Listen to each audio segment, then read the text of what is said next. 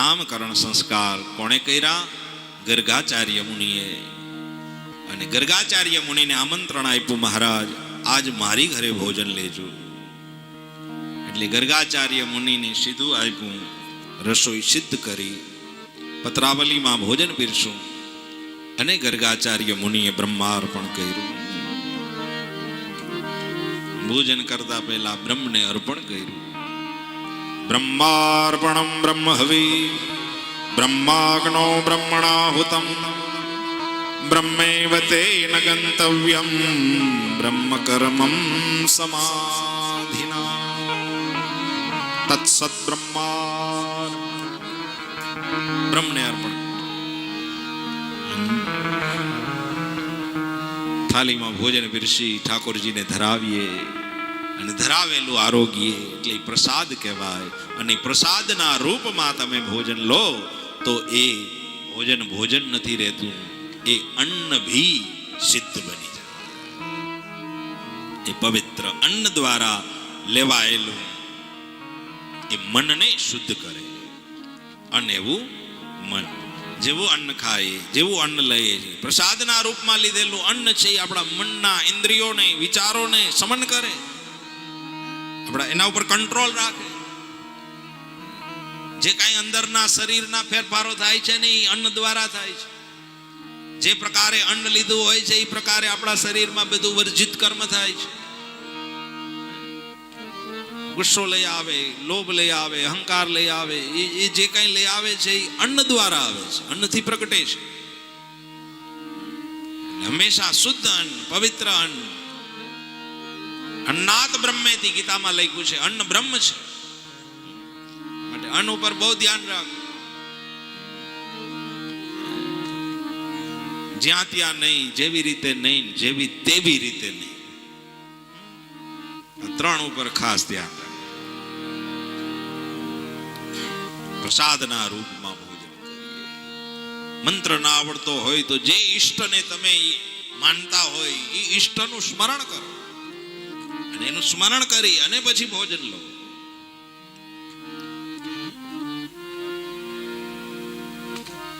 કમસે કમ જેના દ્વારા અન્ન મળ્યું છે એને તો આપણે યાદ કરવા જોઈએ કે નહીં? જેના દ્વારા અન્નની પ્રાપ્તિ થઈ છે એનું સ્મરણ કરો, યાદ કરો. જ્યાં ત્યાં નહીં, જેવી તેવી રીતે નહીં. એટલે ઘણા લોકો આમ ઉબડક પગે જમતા, જેવી તેવી રીતે નહીં, શાંતિથી બેસીને, પલાઠી વાળીને. પલાઠી વાળવાથી એમાં વિજ્ઞાન છે. આ અહીંયા જે છે ને, અહીંયા આપણા ગોઠણના નીચેના ભાગમાં એક નસ હોય, એ પાચન શક્તિ માટે હોય. એટલે પેલા જુઓ ઢીચણિયા રાખતા, સમજો ને ઢીચણિયામાં. હા, તો ઢીચણિયા રાખતા ને એના ઉપર ગોઠણ રાખતા, એટલે એ નસ દબાય. એ નસ દબાય એટલે પાચન શક્તિ સક્રિય થાય. ડોક્ટરને પૂછી જોજો, પાચન શક્તિ સક્રિય થાય અને એના દ્વારા એ અન્ન જમીએ તો એ અન્ન પચે. ઢીચણિયું રાખતા.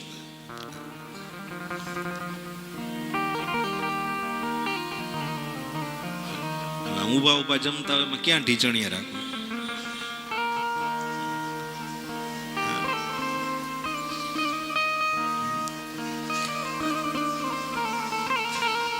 એમાં કેટલાય તો ચંપલ પહેરીને જમતા હોય.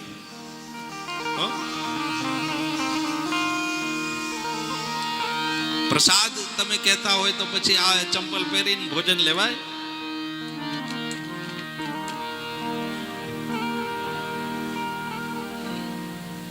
ત્યાગ કરજો.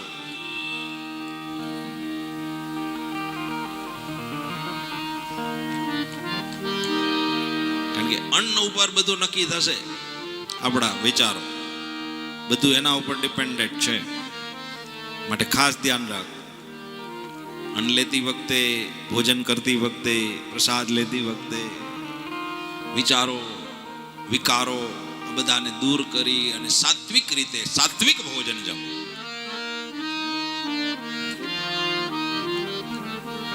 બહુ સ્થિરતા આવશે, બહુ સ્થિરતા આવશે. વૈચારિક સમસ્યાઓ દૂર થઈ જાય.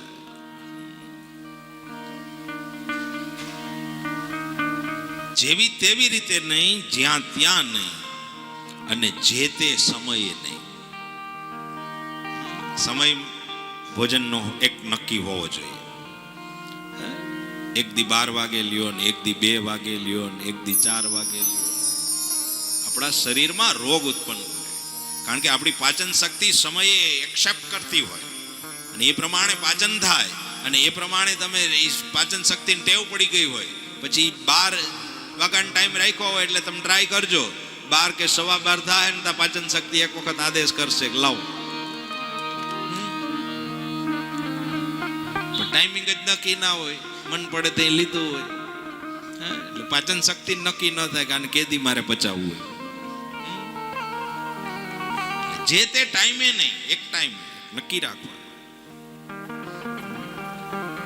સમય મુજબ જીવન જીવશો ને તો એનો બહુ બહુ આનંદ થશે. અને એક શેડ્યુલ બનાવી લે, ક્યારેય જિંદગીમાં પ્રોબ્લેમ ન થાય. બસ સમય મુજબ જીવન, નિમિત્તતા.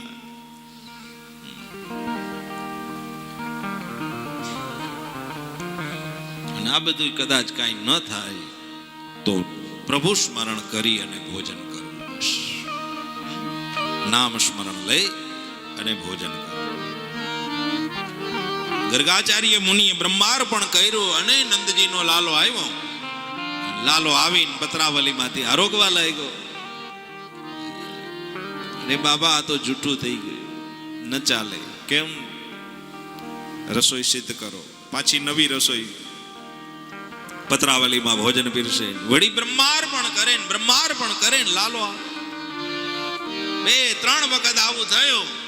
પછી તો ગર્ગાચાર્ય મુનિએ સમાધિ લગાવીને જોયું, ત્યાં તો આ સામાન્ય બાળક નથી, આ જ સ્વયં બ્રહ્મ છે. એટલે હું બ્રહ્માર્પણ કરીશ, એટલે તો એ આવવાનું છે. કૃષ્ણસ્તુ ભગવાન સ્વયં, એ જ સ્વયં બ્રહ્મ છે. પછી કોઈ હરકત રાખી નહીં, પછી પ્રસાદ લીધો. બ્રહ્મનું છે. સુખદેવજી કહે છે, મહારાજ, નામકરણ સંસ્કાર થયા ત્યારબાદ પૌગંડ અવસ્થા 5 વર્ષના કૃષ્ણ થયા. ધીમે ધીમે તૃણાવર્ત નામના દૈત્યનો વધ કર્યો.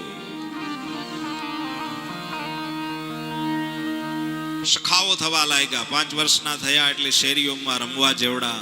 પછી એના સખાઓ મનસુખા, શ્રીદામા, મધુમંગલ આદિ બધા એના સખાઓ થવા લાગ્યા છે. એટલે સખા ભક્તિ, આપણે નવદા ભક્તિમાં એક ભક્તિ છે સખ્યમ, સખા ભાવ. એ સખા ભાવ છે, એના દ્વારા એ બધા આવ્યા હતા ગોલોકમાંથી. આ બધા સખાઓ, સખીઓ એ બધા ગોલોકમાંથી આવેલા છે. મધુમંગલ, શ્રીદામા, બધા બધાને કહેવા લાગ્યા, તમે તમારે આનંદ કરજો. શું આનંદ કરે? મનસુખો કે અમે શું આનંદ કરીએ? કેમ? તો કે અમારી ઘરે દહીં, દૂધ, માખણ કાંઈ છે નહીં. ક્યારેક ક્યારેક તો ભોજન પણ ના હોય, અમે ગરીબ છીએ. કૃષ્ણ કેવું હોય, તમારી પાસે ન હોય તો કાંઈ નહીં, આજુબાજુ વાળા પાસે હોય ને. હા, એની પાસે હોય, પણ એ થોડા દે, ન દે તો કાંઈ નહીં, લઈ આવવાનું. એને ખબર ન પડે એમ લઈ આવો. ચોરી કરો? હા, ચોરી કરો. એમ કરીને ચોરીય વિદ્યા મંડળની સ્થાપના કરી. એનો પ્રમુખ પાછો કૃષ્ણ. રોજ એક ગોપી ત્યાં જાય અને મટકા ફોડે, આનંદ કરે. બધું વાંદરાઓને, ગોવાળિયાઓને ખવડાવે, ખૂબ આનંદ લૂટે.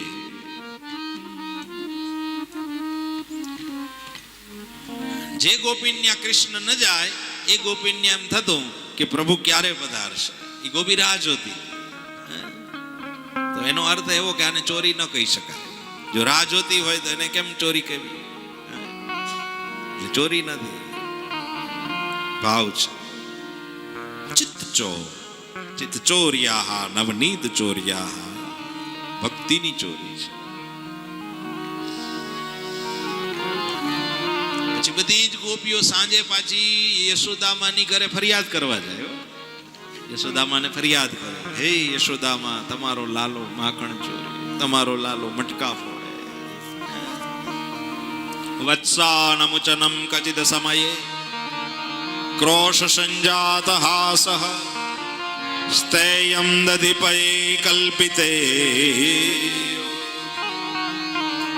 બાંડમ ભિનત્તિ મર્કાણ ભોક્ષ્યન વિભજતી સચિન્નાતિ વત્સાનમુચનમ કચિદ સમયે ક્રોશ સંજાત.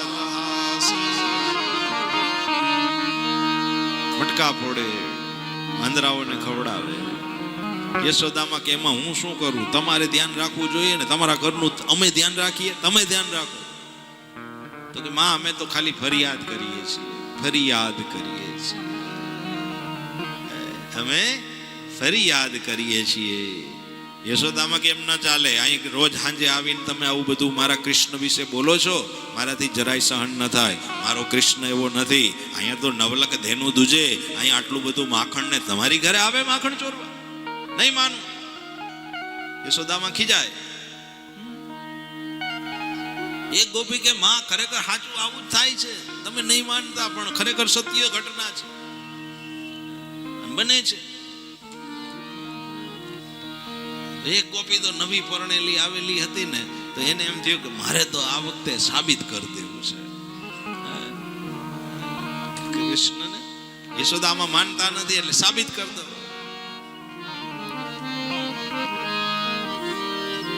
કૃષ્ણ કે કાલ જ આવું, એટલે તરત જ ગયા. આમ કૃષ્ણને પકડી અને ખાંડણીઓ લઈ આવીને આમ આમ બાંધી દીધા કૃષ્ણ. પણ એ એવી ભાવમાં એને એમ થયું કે મેં કૃષ્ણને બાંધી લીધા, મેં કૃષ્ણને બાંધી. એવા ભાવમાંથી ગાંઠ મારવાનું ભૂલી ગઈ, ગાંઠ લગાવવાનું જ ભૂલી ગઈ. તો જતી રહી જલ ભરવા. કૃષ્ણ કે આય જો. ગાંઠ લગાવી નહોતી એટલે તરત દોયડા છોડી લીધા.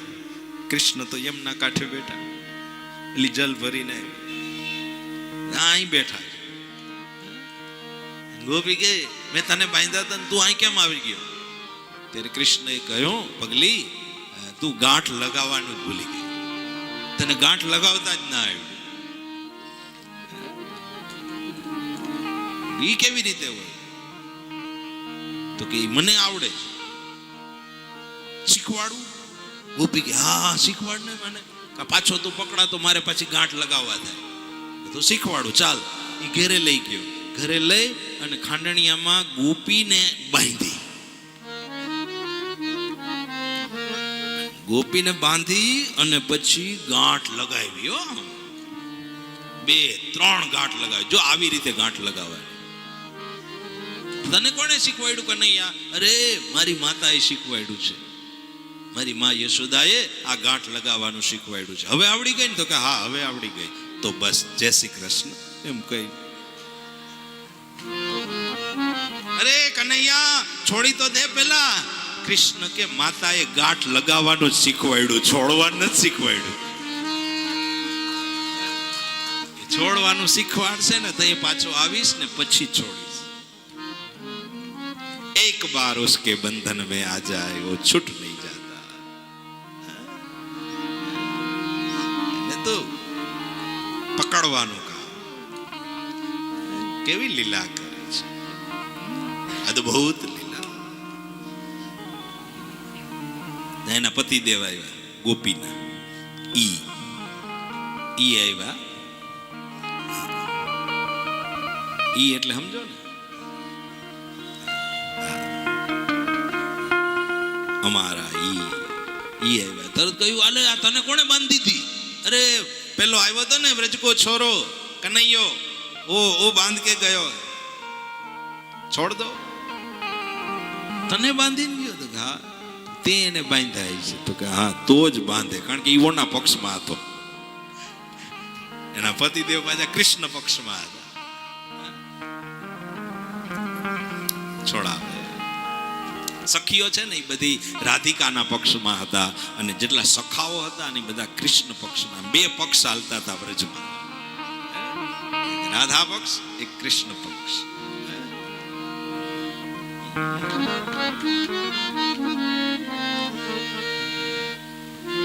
કેવું લીલા હશે.